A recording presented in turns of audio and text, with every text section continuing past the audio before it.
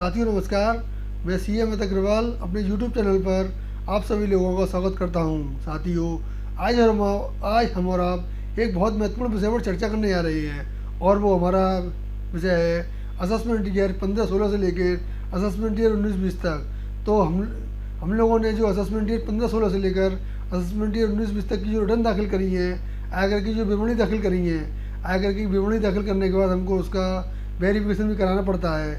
Verification के कई mode से सरकार ने हमको दे रखे हैं। जब हम अपना रिटर्न दाखिल कर लेते हैं तो रिटर्न दाखिल करने के बाद फॉर्म 5 हमारा जनरेट होता है। फॉर्म 5 जनरेट होने के बाद हमारे पास उसके कई ऑप्शन होते हैं। एक ऑप्शन तो ये होता है जो जनरली लोग यूज़ करते हैं, उस फॉर्म 5 का प्रिंट आउट निकालते हैं और उस फॉर्म 5 का प्रिंट आउट निकालने के बाद उस फॉर्म को वेरीफाई करवा कर असेसी उसको साइन करता है और साइन करने के बाद उसको सीपीसी बेंगलुरु भेज दिया जाता है। इसकी टाइम लिमिट 120 दिन होती है। जिस दिन आपने अपना रिटर्न दाखिल किया है उसके 120 दिन के अंदर आपको उसको जो है बेंगलुरु भेजना पड़ता है। उसके बाद ही आपका वो रिटर्न वेरीफाई होता है और आपका रिटर्न प्रोसेस होता है। इसके अलावा गवर्नमेंट ने और भी कई मोड दे रखे हैं जिनके माध्यम से आप रिटर्न को ईवीसी इसको बोलते हैं, इलेक्ट्रॉनिक वेरिफिकेशन कोड के माध्यम से भी आप अपने रिटर्न को वेरीफाई कर सकती हैं। इसमें जो जो उन्होंने हमको ऑप्शन दे रखे हैं उसमें आधार ओटीपी के माध्यम से कर सकते हैं। अगर हमारा आधार हमारे पैन नंबर से लिंक है तो हम उसके माध्यम से भी आधार नंबर पे हमारा ओटीपी आता है, उस ओटीपी के माध्यम से भी हम अपने रिटर्न को वेरीफाई कर सकते हैं। इसके अलावा हम अपने बैंक अकाउंट नंबर के माध्यम से भी अपने रिटर्न को वेरीफाई कर सकते हैं। हम अपने बैंक के एटीएम के माध्यम से भी उसको ही वेरीफाई कर सकते हैं। और अगर हमारा कोई डीमेट अकाउंट है तो उस डीमेट अकाउंट के माध्यम से भी हम अपने रिटर्न को ही वेरीफाई कर सकते हैं। इसके अलावा हम अपनी नेट बैंकिंग, अगर हमारे पास बैंक की नेट बैंकिंग है तो नेट बैंकिंग में हम उसको लॉग इन करके भी अपने रिटर्न को ई वेरीफाई कर सकते हैं। तो ये तो रहा कि ई वेरीफाई हम किस किस मोड के द्वारा कर सकते हैं। तो आज मैंने आपको यहाँ पे ये बताया कि assessment year 15-16, assessment year 16-17, assessment year 17-18, assessment year 18-19 और असेसमेंट ईयर 19-20। ये 5 सालों की अपॉर्चुनिटी गवर्नमेंट ने आपको एक साथ दी है। इसमें क्या हुआ है कि बहुत सारे लोगों ने अपनी ITR 5 दाखिल कर दिया, लेकिन ITR दाखिल करने के बाद उन्होंने उसको वेरीफाई नहीं कराया तो ऐसे केस में 120 दिन की समय सीमा निकलने के बाद उनका वो रिटर्न इनवैलिड हो गया। इनवैलिड का मतलब ये होता है गवर्नमेंट उसको ये मानती है कि आपने अपना रिटर्न कभी दाखिल ही नहीं किया, आपको नॉन फाइलर के रूप में ट्रीट किया जाता है। तो गवर्नमेंट ने आपको एक अपॉर्चुनिटी दी है, चाहे आपका 120 दिन का समय एक्सपायर हो गया है तो उन्होंने असेसमेंट ईयर 15-16 से लेके असेसमेंट ईयर 19-20 तक आपको अपॉर्चुनिटी दी है कि अगर किसी एसएससी का जो इनकम टैक्स का रिटर्न है अगर वो अभी तक वेरीफाई नहीं हो पाया है तो वो इन मोड्स के माध्यम से अपने रिटर्न को वेरीफाई कर सकता है, जिससे कि वो उसका रिटर्न वेरीफाई हो जाएगा तो उसके बाद उसका रिटर्न प्रोसेस भी हो जाएगा। इसमें गवर्नमेंट ने रिटर्न प्रोसेस के लिए 31 दिसंबर 2020 तक की सीमा रखी है।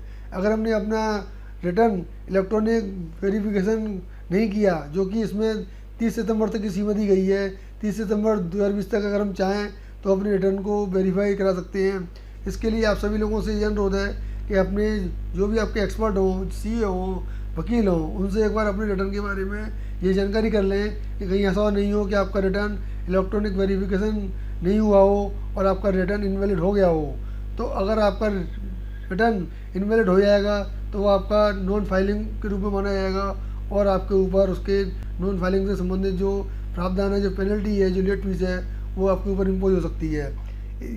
ये प्रावधान गवर्नमेंट इसलिए लेके आई क्योंकि गवर्नमेंट के पास ये सूचना मिल रही थी, काफ़ी दिनों से ये सूचना आ रही थी कि पिछले कई सालों से लोगों ने बहुत सारे एसएससी ने अपना वेरिफिकेशन ITR 5 का वेरिफिकेशन नहीं कराया था। तो गवर्नमेंट ने सोचा एक वन टाइम अपॉर्चुनिटी दे दी जाए जिससे कि सारे रिटर्न लोगों के रेगुलराइज हो जाएं। इसी को मद्देनजर रखते हुए गवर्नमेंट ने एक वन टाइम अपॉर्चुनिटी के लिए 13 जुलाई 2020 को एक सर्कुलर इशू किया।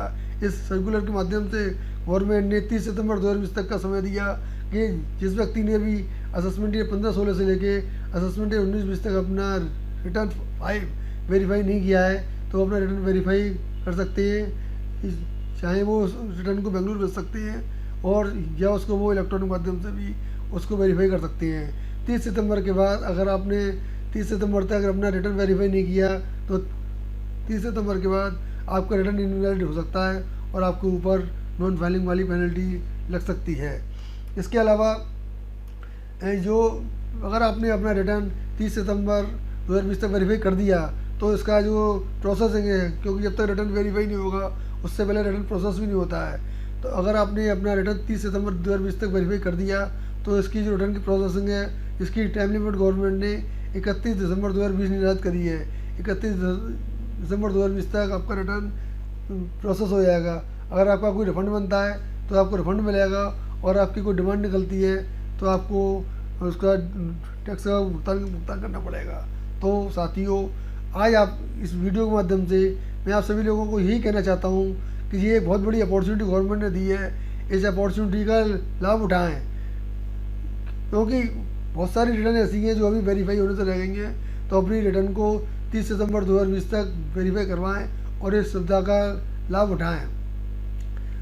और गवर्नमेंट ने इनकम टैक्स इंडिया की वेबसाइट है, अपनी जो ऑफिशियल वेबसाइट है, उस ऑफिशियल वेबसाइट पर भी 22 सितंबर 2020 को एक मैसेज दिया है कि ये एक लास्ट अपॉर्चुनिटी है, इस लास्ट अपॉर्चुनिटी का टैक्स पेयर फ़ायदा उठा सकते हैं। उन्होंने इसमें जो मैसेज दिया है ये दिया है, final opportunity, one time relaxation of verification of income tax return by EVC ITR 5 for assessment year 15-16, 16-17, 17-18, 18-19 and 19-20 which are pending due to non verification.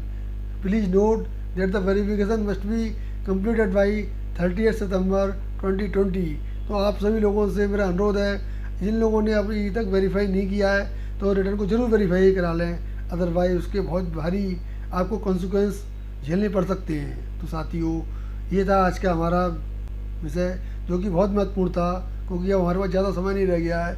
आज हम इस वीडियो को 27 सितंबर को रिकॉर्ड कर रहे हैं, केवल हमारे पास 3 दिन का समय शेष रह गया है। अगर आप चाहें तो इस 3 दिन का एक भरपूर आप फ़ायदा उठा सकते हैं और अपने रिटर्न को वेरीफाई करा सकते हैं। नमस्कार। अगर आपने मेरा YouTube चैनल अभी तक सब्सक्राइब नहीं किया है तो कृपया मेरे YouTube चैनल को सब्सक्राइब करिए, जिससे कि मैं इसी प्रकार की अपडेटेड वीडियो आपके लिए लाता रहूं और इनकम टैक्स से होने वाली असुविधा से आपको बचाने का प्रयत्न करता रहूं। नमस्कार। जय हिंद, जय भारत।